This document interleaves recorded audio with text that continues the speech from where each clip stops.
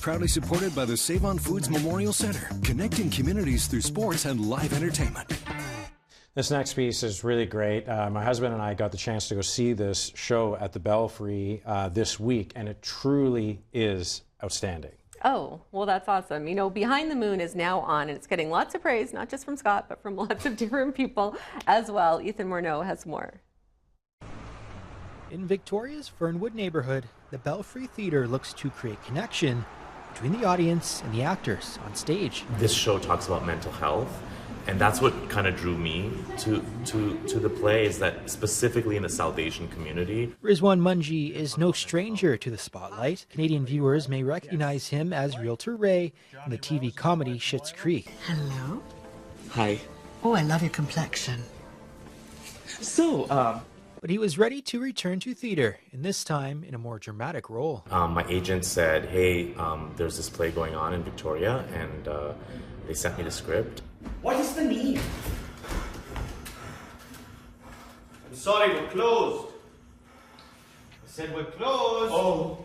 It's a beautifully written piece, very poetic. Behind the Moon is on now until March 2nd at the Belfry. After previous showings in Toronto, that's where the play is based, taking viewers to this restaurant and telling the story of immigrants from India who now call Canada home. I think it's a story about the human condition. I want to say it's an immigrant story, but there is no one immigrant story. The playwright who grew up in Mumbai is also an author, turning this book into a roughly 2-hour play, this time with Leora Morris in the director's seat and various others making up the cast and crew. People know me for comedy. That's what I usually do. But I don't think people see me a lot as doing dramatic stuff. And so when this came, it was a different, it was for, you know what I mean? It's seeing myself in a different light and challenging me to do something that I might not generally get a chance to do. Thank you for visiting this fine establishment.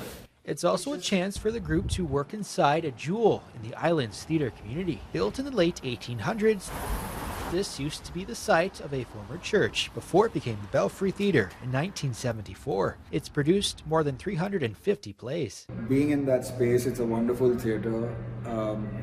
There's a sense of urgency and intimacy with being in close contact with the actors. But bringing something of this caliber to fruition isn't easy. I think there's challenges with everything. If there's no challenge, then you've not written a good play. And despite extensive experience, there's stage fright. Anything can happen and you're worried about lines and all that stuff, but I actually had a really fun time. I guess it's good to have those nerves, but I'm very excited to be doing live theater again. So people are invited to sit back and experience how this story evolves. Don't touch, just point.